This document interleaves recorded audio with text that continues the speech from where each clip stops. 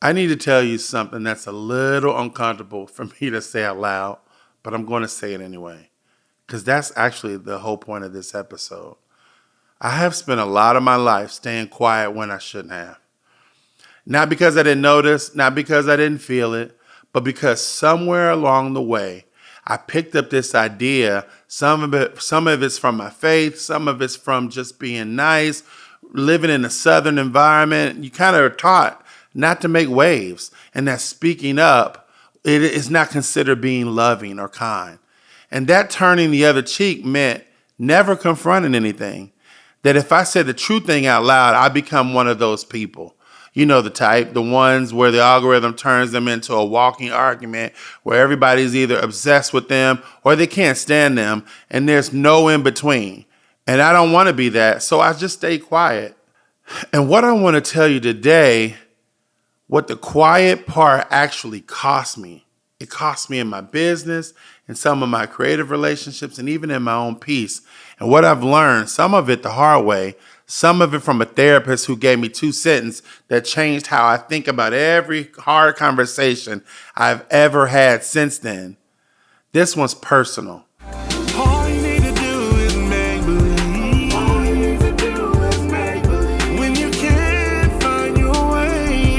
All you need to do is make believe. In a world of ups and downs, in the shadows where you down, can't afford to keep wasting time. All you need to do is make believe. All right. So here's the truth about me that I don't say enough. Calvin is a trust first person. And that means when I meet someone in the industry, my default is not suspicion. My default is, I like you. I believe you're good. Let's build something.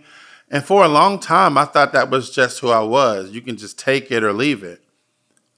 But over the last few years, especially, I have had experiences that made me realize trust without discernment isn't a virtue. It's a vulnerability. Let me give you an example. And I'm not going to use names today because that's not the point of this episode. The point is the pattern, not the person.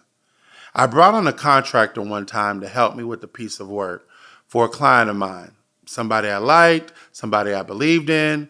And instead of drawing up a formal contract right away, I kept it loose because I didn't want to be the guy who makes everything feel transactional. I wanted to feel like a partnership, not a legal arrangement. And over time, y'all, that contractor started building a direct relationship with my client. Now, I want to be careful here because it's not as simple as they stole my client. That's not exactly what happened. What happened is they did things I didn't agree with, leveraging access I'd given them, positioned themselves in ways that blurred the lines. I thought that it was obvious, and eventually that client wasn't working with me anymore. They was working with them. And here's the part that stung the most. It wasn't really about the money or the client. It was that I extended trust, real trust, and it got used as a door instead of respecting me as a gift. So for a long time, instinct was just absorb it, keep smiling, keep being the nice guy. Calvin, don't make it weird. Don't confront it. And I think a lot of you listen do the exact same thing in your own version of my story. Whether it's a business partner, a friend, a family member, somebody at church, you feel the wrongness of it. And instead of naming it, you swallow it up because speaking feels like it costs more than staying quiet does. But I want to tell you, it doesn't. It just costs you differently. Staying quiet doesn't make the hurt disappear. It just moves it inside where it can sit, and it waits and quietly shapes how much trust the next person and the next, until one day you look up and you're either bitter or you're numb, and neither one of those is who you actually want to be. Here's the sentence that changed my whole life, my whole framework.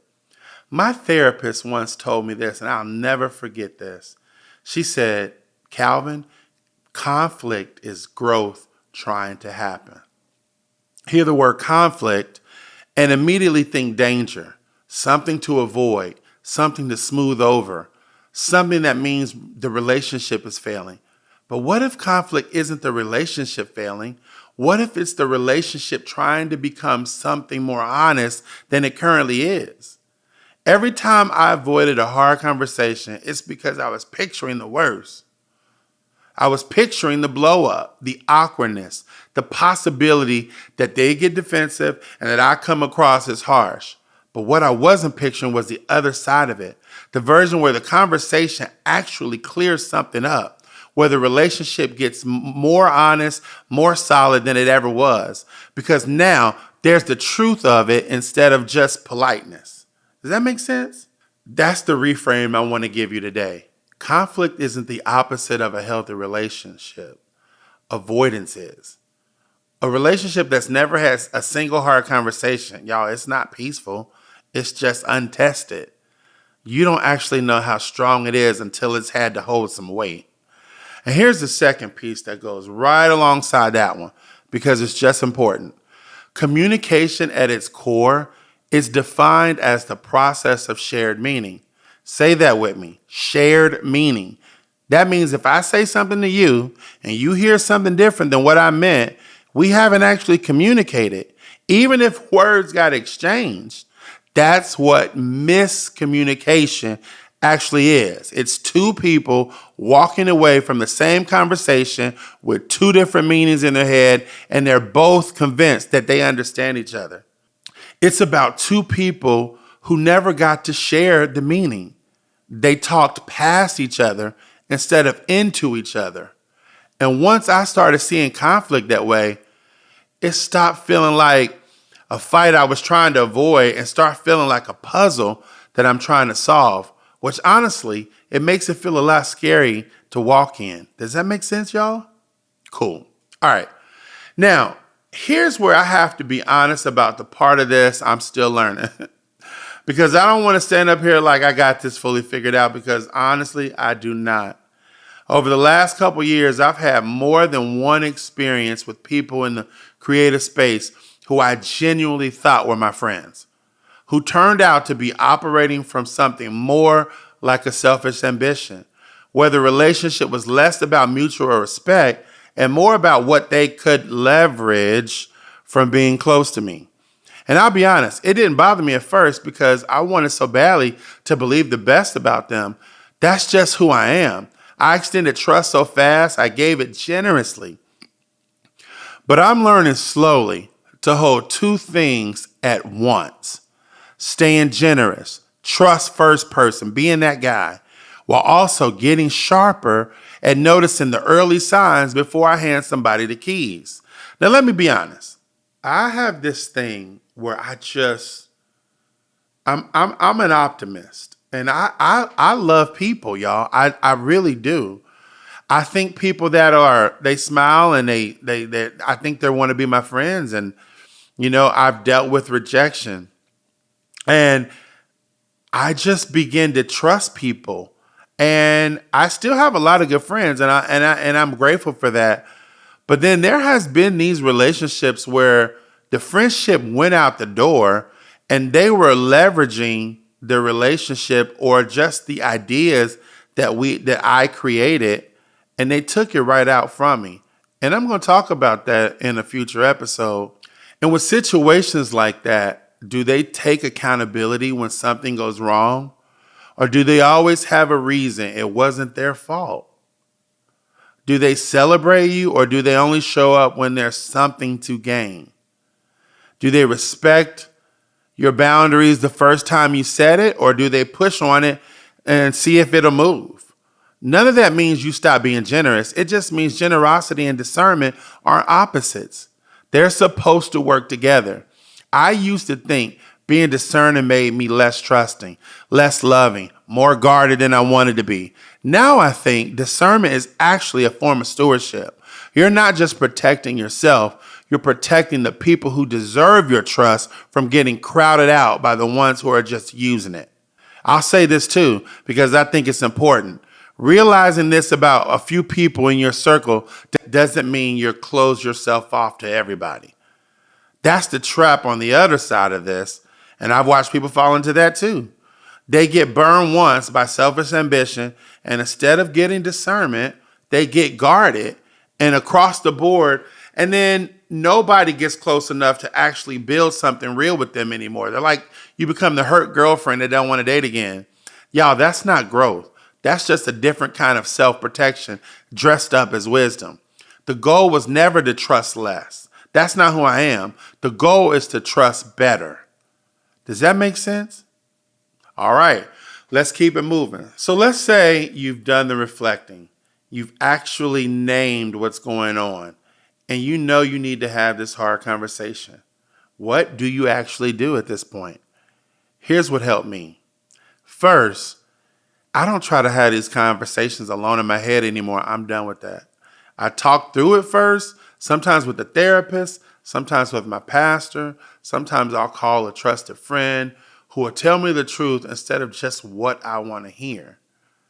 That step matters more than people give it credit for, because it's real easy to walk into a hard conversation carrying either too much anger or too much fear, and then having someone helping you find the center before you go, it changes everything. Second, I've had to make peace with something that just used to wreck me. Sometimes you reach out, you ask for the time to talk. Other person just, they ghost you. They don't respond. They avoid it. They know what's right, and they choose not to engage anyway. And I won't lie to you, that hurts. It hurt me more than once, but I've had to learn to trust the conviction in me that says I did the right thing by reaching out, and let their silence be their answer, not my failure.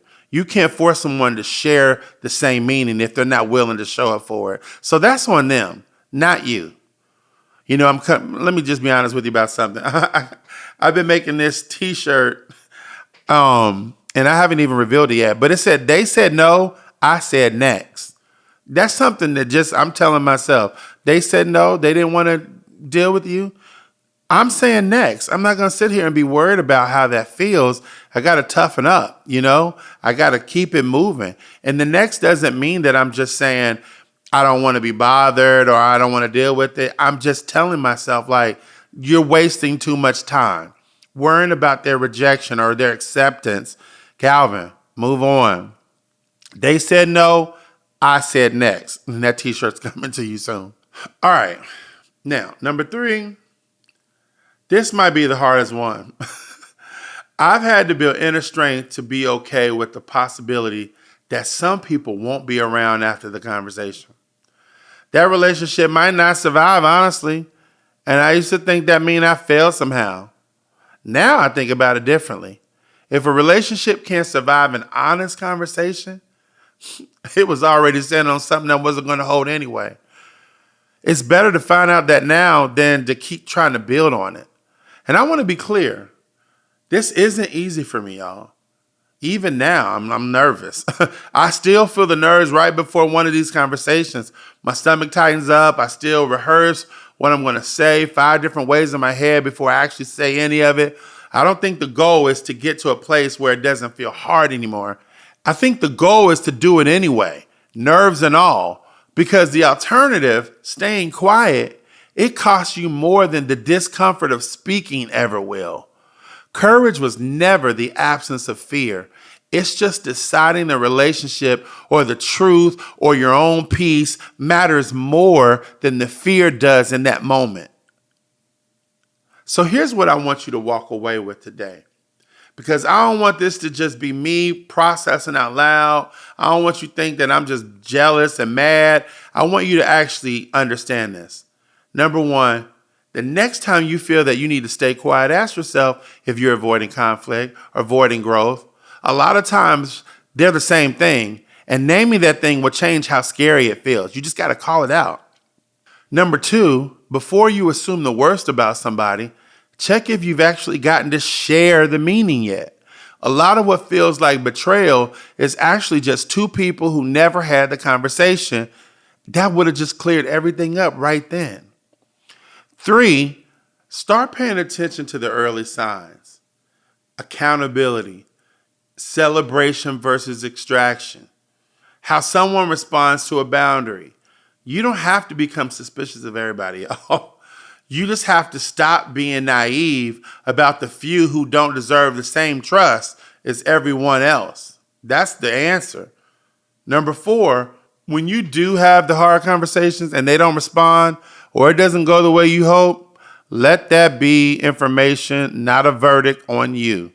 You did the brave thing. What they do, it's on them. That's not yours to carry, okay? I used to think silence was the safe choice. I don't think that no more. Silence just delays the cost and let it grow quietly in places you can't see. I'm done with that. You speak up, even when your voice shakes a little. Y'all, that's actually where the growth is waiting to happen. Y'all, that is make believe.